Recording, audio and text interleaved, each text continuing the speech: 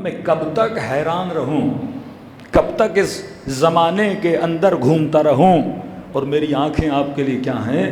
ترس گئی ہیں۔ کب مہدی زہرا کا چہرہ نظر آئے گا؟ عزیزو تب تک نظر نہیں آئے گا جب تک آپ کے وجود میں یہ 3-4 صفات پیدا نہیں ہو جاتی۔ 8 سال ہے دفاع مقدس، کم نہیں، 8 سال ایران عراق کی جنگ چلی ہے، 8 ایئرز۔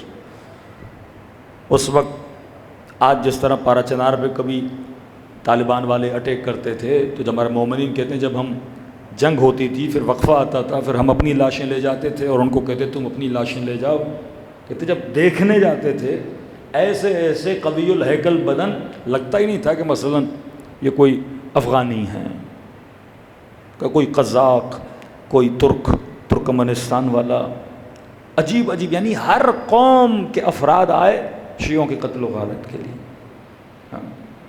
یہی دفاع مقدس میں کہتے ہیں 8 سال صرف عراقی 82 تھوڑی تھے اس میں، کہتے ہیں کہاں کہاں سے انہوں نے لوگ جمع کیے ہوئے تھے، 8 سال جنگ چلی۔ اور کہتے ہیں جب خمینی صاحب کہتے تھے کہ خرم شہر آزاد ہوگا، فتح ہوگا، کوئی سوچ بھی نہیں سکتا تھا، پورا خرم شہر صدام کے ہاتھوں میں تھا، لیکن کہ جب تمہارے اندر جہاد کا جذبہ ہوتا ہے، جہاد فی سبیل اللہ کا جذبہ ہوتا ہے، تو خدا تمہیں کیا عطا کرتا ہے؟ فتح عطا کرتا ہے۔ تم نے یہ نہیں دیکھنا دشمن بڑا ہے یا چھوٹا ہے، تم نے یہ دیکھنا ہے تیرا خدا بہت بڑا ہے، تم نے یہ دیکھنا ہے کہ تم کس کے ماننے والے ہو؟ حسین ابن علی کے ماننے والے ہو۔ بہادر نسلیں امام زمانہ کے سپاہی بنا سکتی ہیں، وسلم و تسلیمہ کی منزل والی نسلیں امام زمانہ کی نسلیں کو تیار کر سکتی ہیں، اور ایسی نسلیں بنا سکتی ہیں جو سپاہی حضرت ابا صالح المہدی بنے۔ تو عزیزو یہ قرآن لوریاں سنانے کے لیے نہیں ہے، اللہ نے جگہ جگہ قرآن میں ہمیں نشانیاں بتائی ہیں کہ انبیاء ماں گذشت و ماں قبل کے قصے پڑھو اور وہاں سے کیا حاصل کرو؟ درس و عبرت حاصل کرو۔ صلوات پڑھے محمد و آل محمد۔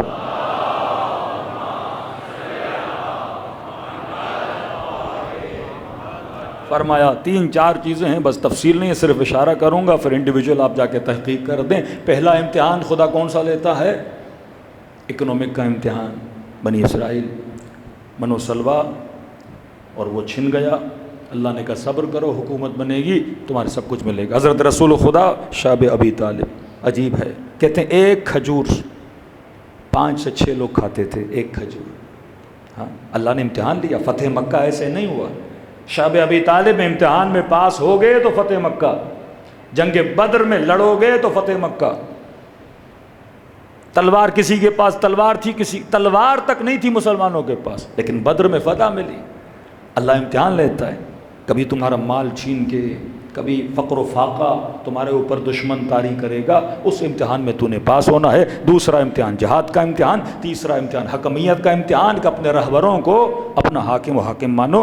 چوتھا امتحان جو سب سے سخت امتحان ہے وہ کلچر کا امتحان ہے، فرہنگ کا امتحان ہے۔ کبھی سوچا کرو کہ سامری نے بچھڑا کیوں بنایا؟ تیزی سے نقطے ملاؤں گا تاکہ آپ جا کے تفسیر پھر خود جا کے پڑھیں۔ سامری نے اونٹنی کیوں نہیں بنائی؟ سامری نے بچھڑا کیوں بنایا؟ کیونکہ یہ کہاں رہے تھے؟ مصر میں رہے تھے، اور احرام مصر کو آج بھی دیکھیں گے، ان کا جو خدا تھا وہ سونے کا بچھڑا ہوتا تھا۔ یا ہندوستان آپ چلے جائیں، وہ کلچر وہاں پر بھی ہے، گائے کو کیا مانتے ہیں؟ ماتا مانتے ہیں۔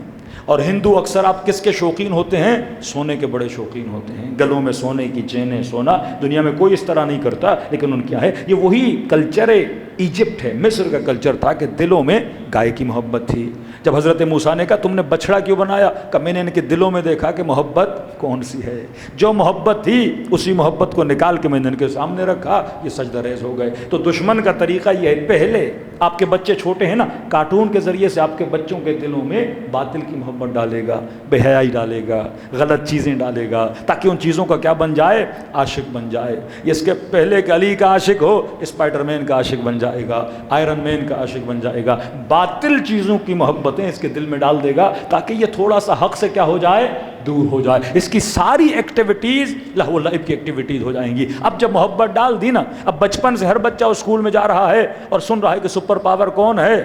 امریکہ سپر پاور ہے، کل اس نے پولیس والا بننا ہے، کل اس نے فوج میں جانا ہے، کل اس نے ایئر فورس میں جانا ہے، لیکن بچپن سے ایک باطل عقیدہ ہے کہ سپر پاور کون ہے؟ امریکہ سپر پاور ہے۔ اب جیسے اس کو بولا جائے کہ جناب جنگ ہونے والی ہے کہ سپر پاور کے مقابلے میں کیسے جاؤں گا، لیکن جس نے بچپن سے علی والی سوچ ڈالی ہے کہ سپر پاور کس کی ذات ہے؟ اللہ کی ذات ہے۔ یہ بچپن سے اللہ اکبر کیوں سکھایا جاتا ہے؟ تاکہ اللہ سے بڑا کسی کو تصور بھی نہ کرنا، یہ صحیح عقیدہ ہے۔ لیکن ہم عربی تو یاد کروا رہے ہیں، مفہوم یاد نہیں کروا رہے۔ تو ان کے دلوں میں کس کی محبت تھی؟ کہ یؤمنون بالجبت والطاغوت، یہ کس پر ایمان رکھتے تھے؟ ایجپٹ پر ایمان رکھتے تھے، وہاں کے کلچر پہ ایمان رکھتے تھے۔ اسی کو سامری نے لا کے ان کے سامنے کھڑا کر دیا۔ پھر سورہ بقرہ قرآن کا سب سے بڑا سورہ، نام کیا ہے؟ بقرہ۔ اب آپ کہو گے بھئی اللہ نے کوئی اچھا نام نہیں ڈھونڈا تھا، کسی کا نام بقرہ رکھ دیا، کسی کا نام فیل رکھ دیا؟ یہ ساری اس کے اندر حکمت ہے پروردگار عالم موجود ہیں۔ پھر جب حضرت موسیٰ کے پاس ہے، اب اللہ کہتا ہے ان کا امتحان لوں گا۔ اب سامری کو تم نے پوجا، بچھڑے کو تم نے پوجا، اب دیکھو خدا تم سے امتحان کیسے لیتا ہے۔ اچانک ان کا کوئی جوان مر گیا، کہ موسیٰ جوان مر گیا، 12 قبیلے آپس میں جھگڑا ہو گیا۔ تو حضرت موسیٰ کے اوپر جب وحی نازل ہوئی کہ موسیٰ انہیں کہہ دو میں کوئی معجزہ کر دوں یہ جوان زندہ ہو جائے، اور یہ خود بتائے مجھے کس نے مارا ہے۔ بھائی اس سے بڑا کیا ہوگا، ہم آپس میں لڑ رہے ہیں، مر رہے ہیں، یہ زندہ ہو کے ہمیں بتا دے اس نے کس۔ اللہ نے کہا ایک شرط ہے بتاؤں گا۔ کب شرط کیا ہے؟ کہ شرط یہ ہے کوئی ایسا بچھڑا ڈھونڈو، ہاں، اور عام بچھڑا نہیں، جس کا رنگ کیا ہو؟ پیلا ہو، گولڈن ہو۔ یہ گولڈ پہ مرتے تھے، خدا گولڈن، بچھڑا گولڈن، سونا ان کے گھروں میں۔ وہی ویسٹرن، وہ مصر اور ایجپٹ کا کلچر ان کے دلوں میں بیٹھا ہوا تھا۔ زبان سے لا الہ الا اللہ، دل میں خدا انہی کو مانتے تھے۔ اللہ نے کہا بچڑا، پورا شہر ڈھونڈا ڈھونڈا ڈھونڈا ڈھونڈا، ایک بوڑھی کے گھر میں وہ گولڈن والا بچڑا ملا۔ کہا موسیٰ مل گیا ہے۔ اللہ نے کہا ٹھیک ہے اسے ذبح کرو، اس کا گوشت اس جوان کے ساتھ لگا دو، پتہ چل جائے گا۔ انہوں نے ذبح کیا، اور بوڑھی نے کہا ایک شرط پہ دوں گی۔ وہاں بھی اللہ نے شرط رکھی، جبرائیل کو بھیجا، کہا یہ شرط رکھو گے۔ کون سی شرط ہے؟ کہ جب اسے ذبح کر دو گے اور ذبح کرنے کے بعد اس کی کھال کو سونے سے بھرنا پڑے گا۔ اب عجیب اتنے بہانے لانے لگے، پتلا ہو موٹا ہو کیسا ہو، اللہ نشانیاں بتا بتا کر ان کو پھنساتا گیا، اور کہا ایسا کہ جو سونا بھر کے دو گے۔ دوسری محبت کس کی تھی؟ سونے کی محبت تھی۔ تو سونا بھی قربان کرنا پڑا، جس کو خدا مانا ہوا تھا دل میں اسے بھی ان قربان کرنا پڑا۔ تو جب تک اپنے دل کی محبتوں کو ذبح نہیں کرو گے تب تک عاشق خدا نہیں بنو گے۔ حضرت اسماعیل کے لیے ابراہیم کو ذبح کرنا پڑا کہ اولاد سب کو پسند، ابراہیم اس راہ میں بچے قربان کرنے ہیں، تمہاری نسل سے حسین ابن علی نے آنا ہے۔ کہ بابا اگر ہم حق پہ ہیں فتجدنی من الصابرین، مجھے صابرین میں پاؤ گے۔ حضرت اسماعیل کا گلا کاٹا، میں بارہا مجالس میں کہہ چکا، میرے مولا کی روایت ہے، یہ نہ کہو کہ ابراہیم نے گلا نہیں کاٹا تھا، یہ نہ کہو، گلا نہ کاٹتا تو امتحان ابراہیم پورا نہ تھا۔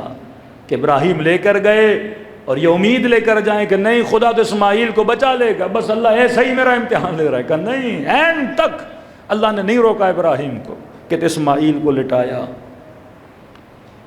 یہ من باب نرمی قلب ہے کہ بیٹے کے ہاتھ باندھے، آنکھوں پہ پٹیاں باندھی کہ منظر نہ دیکھوں۔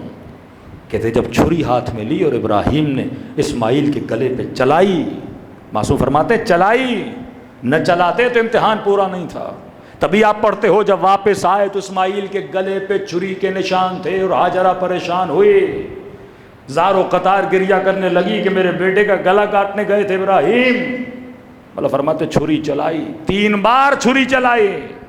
پہلی بار جب چھری چلائی تو گلا نہ کٹا، دوسری بار چھری چلائی تو گلا نہ کٹا، تیسری بار خلیل خدا کو جلال آیا، چھری کو پتھر پر مارا، اے چھری اللہ کی نافرمانی کیوں کر رہی ہو؟ خدا کا حکم ہے کہ میں نے اسماعیل کا گلا کاٹنا ہے۔ کہتے ہیں بے زباں چھری سے آواز آئی، ابراہیم کروں تو کیا کروں؟ خلیل کہتا ہے کاٹو، جلیل کہتا ہے نہ کاٹو۔ کہ تیسری مرتبہ جب چھری چلی تو خدا نے وہ دمبا بھیج دیا اور اسے اس کی جگہ پہ ذبح۔ کیسے؟ اسماعیل کا گلا کٹتا، نسل اسماعیل سے کسی حسین نے پیدا ہونا تھا۔ اصل قربانی تو باقی تھی، اصل قربانی تو کربلا میں ہونی تھی، انقلاب الہی تو کربلا کے بعد بپا ہونا تھا۔ تبھی آپ کی قیمت ہے، کیونکہ آپ نے اس وعدہ غدیر پہ عمل کیا ہے۔ آپ نے اس نعمت خدا کی قدر کی ہے کہ خدا یا لیتنا کننا معکم فافوز معکم فوزا عظیما، یا ابا عبداللہ، اے کاش میں کربلا میں ہوتا، روحی لک الفدا، میری جان آپ پہ قربان، بے ابی انت و امی، میرے ماں باپ آپ پہ قربان، مولا میں ہوتا اپنے بچے آپ پہ قربان کرتا۔ کہ اب حسین کے ساتھ نہیں تھے، انتظار کرو اس مہدی موعود کا، لیکن اس طرح سے تیار رہو کہ مولا کہو گے تو بچے کا گلا بھی کٹوا دوں گا، کہو گے تو آپ کی راہ میں بازو بھی کٹوا دوں گا، کہو گے تو آپ کی راہ میں 6 مہینے کا بچہ بھی قربان کر دوں گا، کہو گے تو مولا ماؤں بہنوں کے ساتھ آپ کے لشکر میں موجود رہوں گا۔ کربلا یعنی ہر حد تک جانا، کربلا یعنی سب کچھ قربان کر دینا۔ کربلا صرف خون کا نذرانہ نہیں ہے، اپنی جان قربان کرنا آسان ہے، 18 سال کا بچہ قربان کرنا بڑا مشکل ہے، 6 مہینے کا بچہ قربان کرنا بڑا مشکل ہے۔ عباس جیسا بھائی ہو اور اس کے بازو کٹ جائیں، اس مصیبت کو برداشت کرنا۔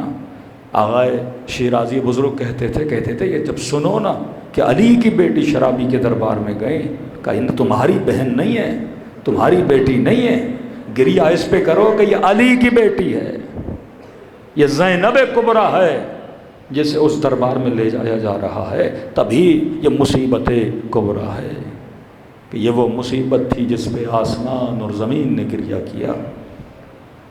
آج زمین و آسمان گریہ گناہ ہے، ملائکۃ اللہ اجنہ، کوئی زمین کا ایسا ذرہ نہیں جو حسین کا غم نہ منائے، لیکن اسی غم کے ذریعے سے امام زمانہ کا ظہور ہونا ہے، اور کہیں گے ہم جملہ یہی این طالب بدم المقتول بکربلا، کہاں ہے جو کربلا والے کا انتقام لے گا؟ اور جب تعارف کرائیں گے کہیں گے میں وہی ہوں اور اس کا بیٹا ہوں جسے کربلا میں پیاسا مارا گیا، اس کا بیٹا ہوں جسے کربلا میں بے کفن چھوڑا گیا، اس کا بیٹا ہوں جس کے بدن پہ ایک لباس بھی نہ چھوڑا گیا، کوئی کمر بند حسین کا لے کر چلا گیا، کوئی کرتا حسین کا لے کر چلا گیا۔ عجیب روایت ہے، جگر سوز روایت ہے، راوی کہتا ہے کہ جب حر نے ابا عبداللہ کا راستہ روکا تھا، یہ کریم ہے نا، کہتے ہیں امام حسین نے صرف حر کے لشکر والوں کو نہیں، ان کے گھوڑوں تک کو حسین نے پانی پلایا۔ عباس کہتے ہیں اتنا پانی جمع کیا امام حسین نے، میں پوچھ رہا تھا مولا کس کے لیے جمع کر رہے ہیں، پر مجھے سمجھ نہیں آ رہی تھی، بعد میں پتہ چلا یہ پانی اپنے لیے نہیں، حسین ایک پیاسے لشکر کے لیے جمع کر رہے تھے اور وہ حر کا لشکر تھا۔ اتنا کریم امام، فرمایا جب میں گھوڑے کو پانی پلانے لگا تو کہ عباس گھوڑے کی فطرت ہے جب تک اس کا پیٹ بھرتا نہیں وہ اپنا منہ ہٹاتا نہیں، جب تک وہ منہ نہ ہٹائے تو پانی نہ ہٹانا، جو گھوڑے کی پیاس پر بھی نظر رکھے۔ راوی کہتا ہے جب پورے لشکر کو پانی پلا دیا تو ایک سپاہی حر کا دور سے شدت بھری گرمی، بدن پہ زرہ لوہا پہنا ہوا، اونٹ پر سوار، کہا یہ کبھی ادھر گرے کبھی ادھر گرے، شدت گرمی کی وجہ سے کبھی ادھر ڈھلے کبھی ادھر ڈھلے۔ کہتے جب قریب پہنچا تو خود امام حسین دوڑے دوڑے آگے گئے اور اس کے اونٹ کی مہار کو تھاما اور کہا کہ یا اخو العرب، اے عرب بھائی نیچے بیٹھ، کہیں شدت گرمی تجھے مار نہ دے۔ کہتے اونٹ کو بٹھایا اور کہا کہ عباس پانی لاؤ، اور اسے کہا پانی پی۔ ابھی اونٹ پہ بیٹھا تھا لیکن شدت گرمی کی وجہ سے کچھ نظر نہیں آ رہا تھا، کہا نیچے آ پانی پی کہیں مر نہ جائے۔ کہتے اسے سنائی نہیں دے رہا تھا، اتنے میں حسین آگے بڑھے، اسے اونٹ سے نیچے اتارا، پھر کہا پانی پی، ابھی بھی اسی سمجھ میں نہیں آ رہا۔ کہ حسین نے کہا جلدی جلدی سے یہ لوہا اس کے بدن سے اتارو، گرمی کی وجہ سے مر نہ جائے، یہ حدید و لوہا جو اس کے تن پر ہے کیسے اسے اتارا گیا، اور پھر حسین نے اپنے ہاتھوں سے اسے پانی پلانا شروع کیا، تھوڑی سی اس کے بدن میں جان آئی۔